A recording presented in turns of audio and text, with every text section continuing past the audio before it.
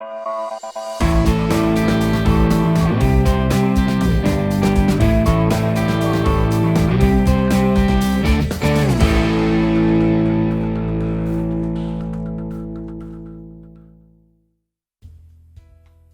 a parent, Christmas gifts are interesting.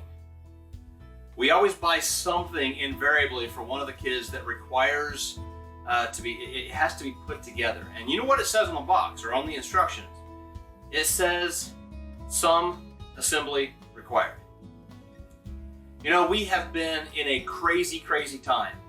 We have watched COVID-19 or coronavirus or whatever you want to call it hit our world and wreck our sense of normalcy.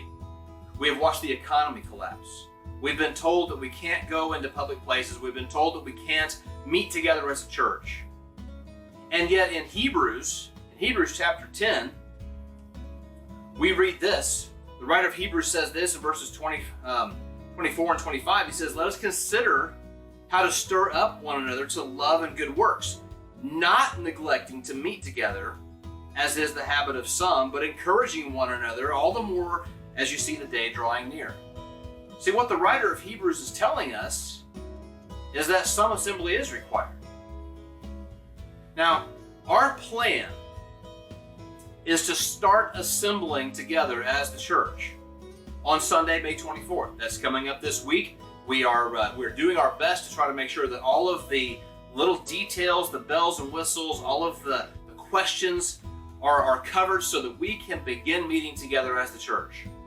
However, there will be some differences. There will be some things that have to change. There will be some things we have to hold off on for a time, and a few things that we'll have to make sure that we incorporate for a time, just to make sure that we are safe and secure for all. Let's take a walk through and let's see what those are. Morning, Nate. Welcome to Parkview. If you plan to attend Parkview Christian Church this Sunday, please know that we want you healthy. If you are feeling sick, if you have a cough, we would rather that you would stay home for this week or the next couple of weeks. Please do not feel like you have to be at church this Sunday. Also know that we will be live streaming our video services through YouTube, and our tech team is working around the clock to make sure that that's possible for you guys. We recommend the use of gloves or hand sanitizer to help spread or help discontinue the spread of germs. People like Tom here will have gloves and proper safety apparel to help you out if you need. Thanks, Tom. You're welcome.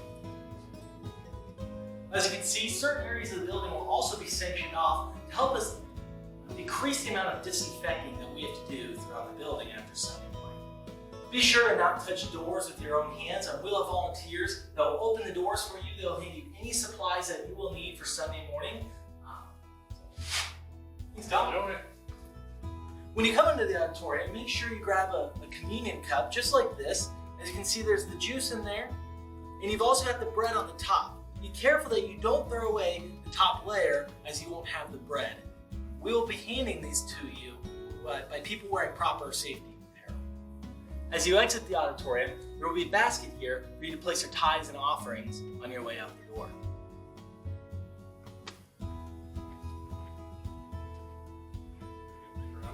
Thank you, sir. As you can see, several of the rows have been roped off. We have to maintain a 6-foot distance in between everybody in order to fit the capacity, the proper capacity for our services. So we ask that you sit in the rows that are open and do not remove the tape of those that are not. In order to make sure that we conform to the proper seating capacity for our auditorium, we are going to have 3 services instead of our normal 2. We're going to have one at 8:30. We will have one at 9:40, and we will have one at 10:50. It's an hour and 10 minutes apart. And if we could ask you to RSVP by phone or by email to let us know which of those you might be attending, we have an idea of how many to expect in each service. The order of service is going to go a little bit differently than what you might be used to also. Because when you project your voice, those particles that may contain COVID-19 can go further, we will not be able to have singing for a few weeks. I know that may be a disappointment to many of you, but we will add that back in just as soon as we possibly can. We also will have a constricted service time because of that.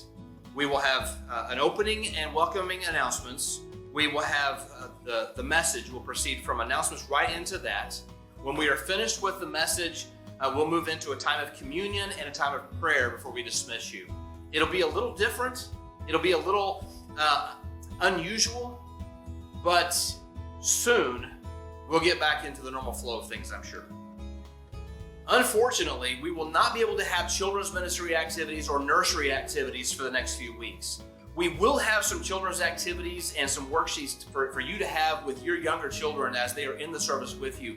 But please, please, please do not allow this to discourage you from bringing your kids with you. If we have a little bit noisier of a service, then we have a little bit noisier of a service. After all, doesn't Scripture say that we're supposed to make a joyful noise? I think it does. Bring your kids. We'll all worship together. Church, it's time. Some assembly will be required. Some of you may not be comfortable coming to church and meeting in a physical location just yet, and that's okay. We want you guys to know that we are going to live stream our services onto our YouTube channel. Our tech team will be working around the clock to make that possible. We also know, though, that because it's a new technology, we need you guys to be patient and understand that there might be some glitches. Just be patient with us on that. This is a great capability for us to have, as it can extend not just in with this COVID-19 pandemic, but anytime we have bad weather days, snow days, or any other emergencies that may come up. So we encourage you guys, if you're not comfortable, you can stay at home and you can still be a part of the church service that way. We are excited, church. We are excited to be able to get back together to meeting. Scripture is clear that we are called to obey the authorities that God has instituted over us, and that's what we've been doing. The Scripture is also clear that we are required by God Himself to meet together, and we are ready to do that because we are not designed to be in isolation. We are not designed to do this on our own. We've got to have one another.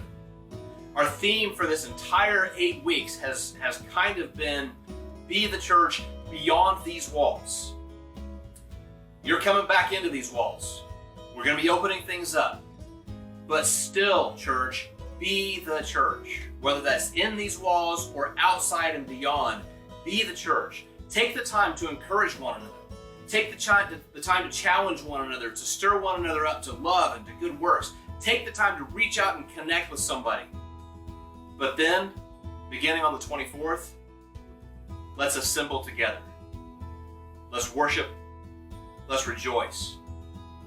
As we've said so many times, though, if you are not comfortable with that, and if you want to take a week or two to be a little more patient in your reopening of your own lives, that's fine. You do what you think is best. Know this, Parkview. Know this. We love you, and we can't wait to get back together. We will see you soon.